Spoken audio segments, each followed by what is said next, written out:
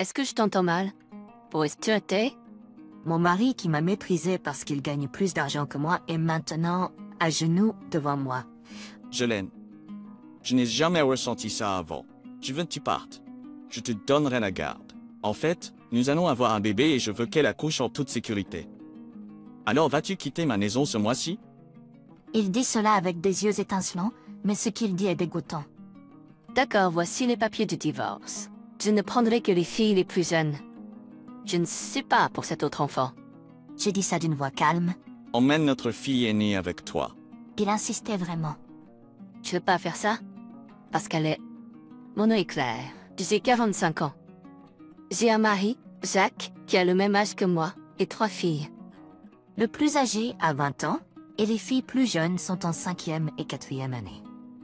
Je travaille à temps plein en tant qu'employé de bureau. Je travaille tôt le matin et je prépare toujours le dîner, même les jours où je rentre tard à la maison. Bonjour maman. Mes enfants de l'école élémentaire se réveillent tout seuls, mais mon mari n'est pas du matin et a du mal à se réveiller, même si je l'appelle. Pourquoi ne m'as-tu pas réveillé? Mon mari se réveille finalement avec une mine grincheuse sur le visage. Tu n'es pas un enfant. Tu devrais te réveiller tout seul. Je lui dis froidement. Si je suis en retard, c'est de ta faute. Mon mari élève la voix. Qu'est-ce que tu racontes? C'est ta faute, n'est-ce pas? Quand ma fille lance un bon argument, le visage de mon mari devient rouge. Comment oses-tu parler à tes parents? Oh tais-toi, il est toujours comme ça quand il n'est pas de bonne humeur. Je bougonne en moi-même.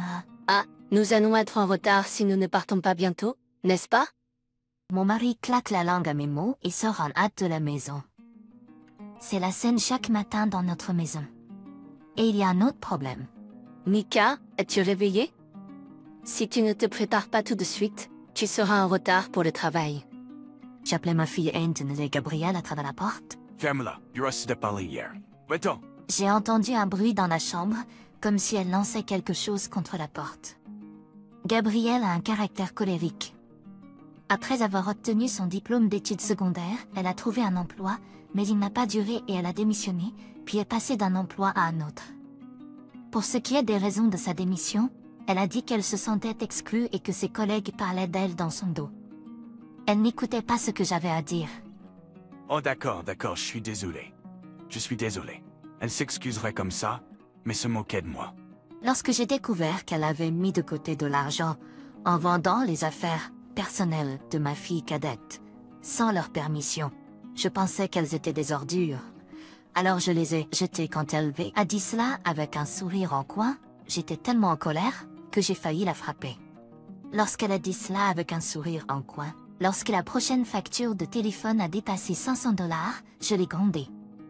Est-ce que tu penses que l'argent pousse sur les arbres? Si tu veux jouer, tu devrais aller travailler. Il semble que Gabrielle se sente mal à propos de cela, et elle est silencieuse et renfrognée, puis mon mari est rentré du travail et a dit « Ne lui crie pas dessus comme ça. Est-ce que tu n'as pas pitié de Gabrielle? Je gagne la plupart de l'argent dans cette maison de toute façon. Si nous avons du mal à joindre les deux bouts, c'est à cause de votre mauvaise gestion de la famille. C'est votre caprice constant qui la ruine. » Tais-toi. N'as-tu pas entendu ce que papa a dit? N'as-tu pas entendu ce que papa a dit? J'essaye de me reposer et de me détendre. Tu es toujours en train de geindre. Ne fais pas semblant d'être ma mère. Mika m'a regardé vivement et est retournée dans sa chambre. Regarde, je n'en peux plus, je ne peux plus gérer ça. Toi non plus. Tu rentres tard le soir, tu ne fais rien à la maison. Est-ce que gagner de l'argent est ta seule responsabilité en tant que père? Il m'a dit cela sans aucune excuse. Eh bien, je ne sais pas. Je parlerai d'abord au traître. Je verrai à quel point elle est sérieuse et ensuite je prendrai une décision. Je pense qu'il vaut mieux commencer à parler le plus tôt possible. Je vois. Je suppose que oui. Après avoir mumblé en lui-même, il est entré dans la chambre. J'ai sorti mon téléphone et j'ai passé un coup de fil à quelqu'un. C'était le soir suivant. Je me demande si je suis sourd. Pourrais-tu répéter cela?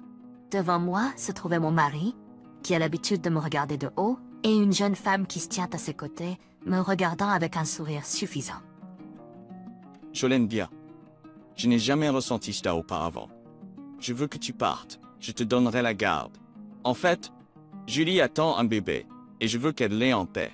Alors je veux que tu quittes ma maison d'ici la fin du mois. Il m'a regardé avec des yeux brillants comme un garçon qui avait trouvé son premier amour, pourtant a dit les pires mots jamais. Lâche la garde. Je te suis un aveu. Jacques m'aime plus qu'il ne t'aime, bien que... Il semble que votre mariage n'allait pas bien depuis longtemps. Alors s'il vous plaît, donnez-le-moi. Je me suis levée rapidement et suis revenue avec quelque chose. Ok, voici les papiers de divorce. Je ne prendrai que les filles plus jeunes. Je ne sais rien de cet autre enfant. Pourquoi? Prends Gabriel avec toi. Bref, il veut passer une vie de jeune mariée heureuse avec sa jeune femme, laissant tout le reste à moi comme avant. Comment puis-je permettre une telle chose? Je ne veux pas faire ça. Elle n'est pas celle que j'ai portée dans mon ventre. Puisque nous allons divorcer, elle est la mère de Gabriel à partir de maintenant, n'est-ce pas? Julie, qui avait l'air si détendue plus tôt, est soudain devenue impatiente. Mon mari avait l'air soucieux. Des enfants d'école élémentaire? De quoi parles-tu? La personne que tu vas prendre en charge est une femme de 20 ans, tout comme toi. Je ne sais rien à ce sujet. Jacques, tu as dit que tu laisserais les enfants à ta femme. Je ne veux pas m'occuper des enfants. Je ne sais pas comment gérer les enfants d'école élémentaire. Julie, qui avait l'air si détendue plus tôt, est soudain devenue impatiente. Mon mari avait l'air soucieux. Des enfants d'école élémentaire? De quoi parles-tu? La personne que tu vas prendre en charge est une femme de 20 ans, tout comme toi. Fine? Gabriel n'est pas mon enfant. Il y a 3 ans, Gabriel est arrivé à notre maison avec une grosse valise. Qui êtes-vous? Je suis ici pour voir mon père. Ça devrait aller, alors laissez-moi entrer. J'ai immédiatement appelé mon mari et dit pas moyen. Tu plaisantes, n'est-ce pas? Il avait un enfant illégitime. Il avait eu un enfant avec une femme qu'il avait eu une relation avant de me rencontrer. Et il lui avait donné une somme d'argent en guise de pension alimentaire sans l'admettre. Sa mère est décédée et aucun de ses parents n'a pris Gabriel en charge. Elle devait certainement avoir un problème d'attitude. L'un de ses parents a essayé de trouver son père biologique, mon mari. Et donc, Gabriel est venu à notre maison. À l'époque, mes enfants étaient au début de l'école primaire et je ne savais pas comment expliquer l'apparition soudaine d'une demi-sœur. Naturellement, j'ai refusé de prendre Gabriel en charge. Puis mon mari s'est agenouillé comme il le fait maintenant et a supplié « S'il vous plaît, juste un peu pour l'instant. Quand elle sortira du lycée, bien sûr, je la laisserai partir. Juste jusqu'à là, s'il vous plaît. » La pensée de mon mari divorçant de moi sans que je sache rien et vivant une vie confortable avec son nouveau conjoint a attisé mon désir de vengeance. J'ai souri de leur dispute laide devant moi et j'ai arraché les papiers de divorce remplis par mon mari. Eh bien, alors, je vais quitter cette maison comme vous le souhaitez. La maison a encore un prêt hypothécaire et vous allez tout de me verser une pension alimentaire à partir de maintenant, n'est-ce pas? Oh, bien sûr, et la pension alimentaire pour enfants. Julie Tinoza-Krit-Sosanapé. Cet homme âgé aura 60 ans dans moins de 20 ans. Tu vas travailler dur pour le soutenir. C'est génial. Je t'admire tellement. Julie a rougi quand je lui ai souri. De quoi parles-tu? Ce n'est pas ce que tu m'as dit, Jacques. Tu m'avais demandé d'être une femme au foyer lorsque nous nous sommes mariés, non? Eh bien, c'est... Ah, vraiment, c'est encore plus difficile. Cet homme âgé ne m'aide pas du tout dans les tâches ménagères. Oh, et il ne peut pas se lever tout seul le matin, donc tu dois le réveiller. Et bien sûr, il ne s'occupera pas des enfants, donc tu seras seule. Je me sentais triste en parlant. Mon mari n'était pas comme ça au début. Il avait bien partagé les tâches ménagères et la garde des enfants avec moi, quand nous étions mariés, pour la première fois. Cependant, à mesure qu'il était promu, il a commencé à me surpasser parce qu'il gagnait plus. Et pour couronner le tout, il a un enfant illégitime, nommé Gabriel. Quel est le problème de ne pas divorcer? Je n'ai pas d'argent pour l'argent de subsistance. Que vais-je faire? Je vais bientôt... Vous ne vous sentez pas désolé pour moi? Eh bien, je me sens désolée pour le bébé dans votre ventre. Avoir une femme qui ne peut même pas dire un seul mot d'excuse pour avoir détruit une famille en tant que mère, et avoir un homme stupide en tant que père, qui pense que le seul rôle d'un père est de gagner de l'argent. Je leur ai dit calmement, et ils sont devenus rouges. Ne t'inquiète pas pour l'argent, Julie. Je ne lui ai pas dit cela, mais j'ai en fait une bonne somme d'argent économisée de mes jours de célibataire. donc il n'y a pas besoin de s'inquiéter de l'argent. Le visage de Julie s'est illuminé instantanément. Elle m'a regardé comme si elle disait « Eh, j'ai gagné !» Il s'est précipité dans la chambre de Gabriel. Et tu n'as pas... Mika semblait avoir entendu notre discussion depuis sa chambre.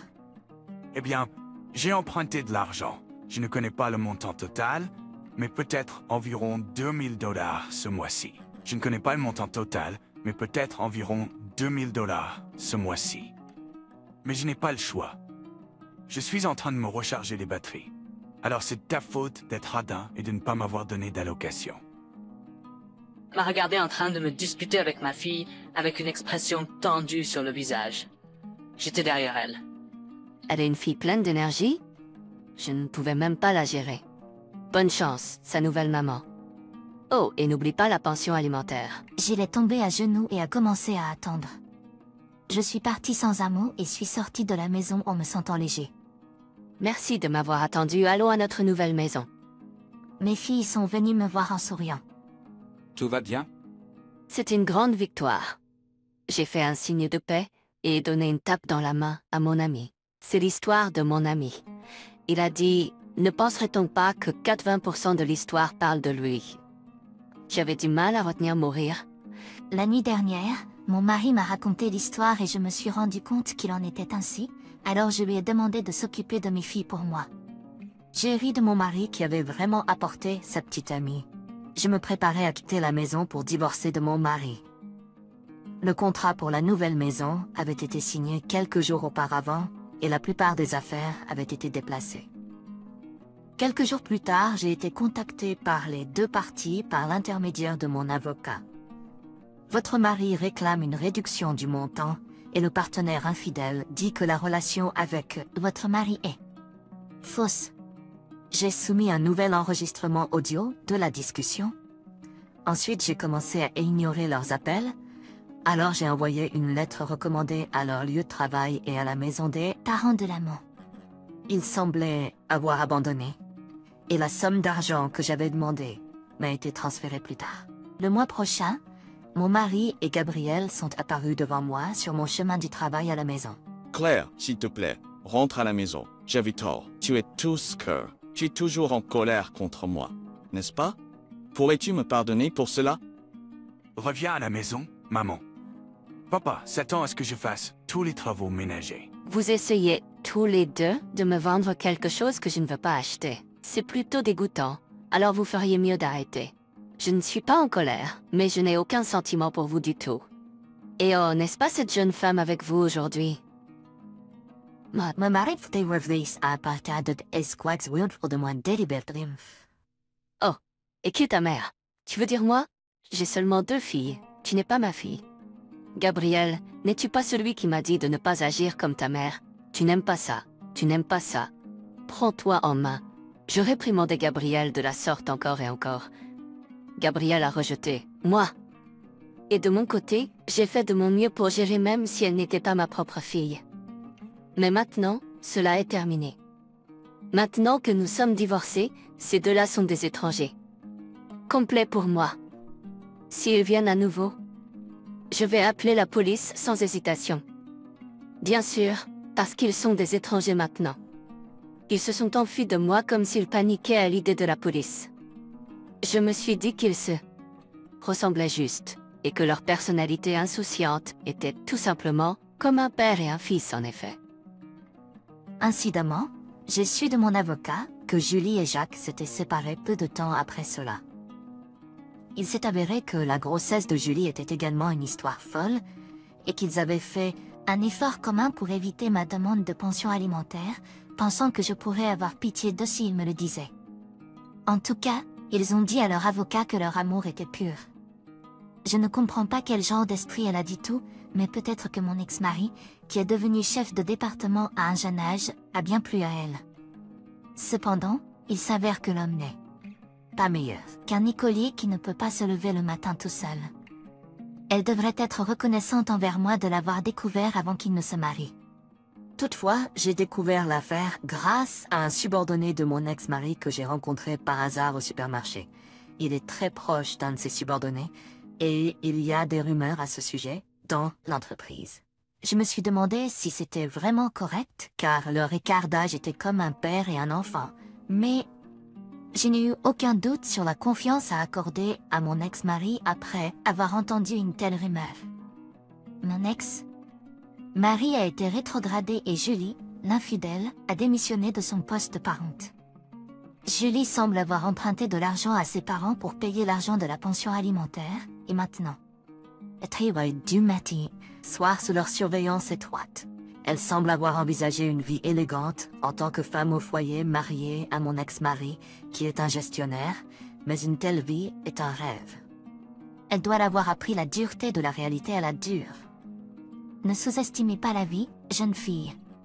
Ce père stupide et sa fille vivent toujours dans cette maison, mais ils se disputent tous les jours, et quand cela s'est aggravé, les voisins ont dû appeler la police.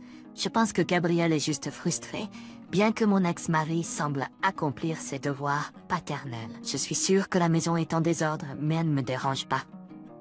Les vingtenaires sont généralement considérés comme des adultes. Vous ne pouvez pas rester un enfant pour toujours. J'espère qu'ils auront des difficultés à partir de maintenant. Et pour moi, Merci pour tout, maman. je rougis d'embarras alors que ma fille me tend un mouchoir. C'était le même mouchoir que Gabriel avait vendu sans permission, et qu'il m'avait offert le jour de la fête des mères, il y a longtemps. Mes parents ne sont plus là et je n'ai pas beaucoup de parents sur qui compter. Mais j'ai beaucoup d'amis et de telles filles gentilles. Je suis une personne très bénie, juste à cause de ça. En y pensant, je souris et dis merci.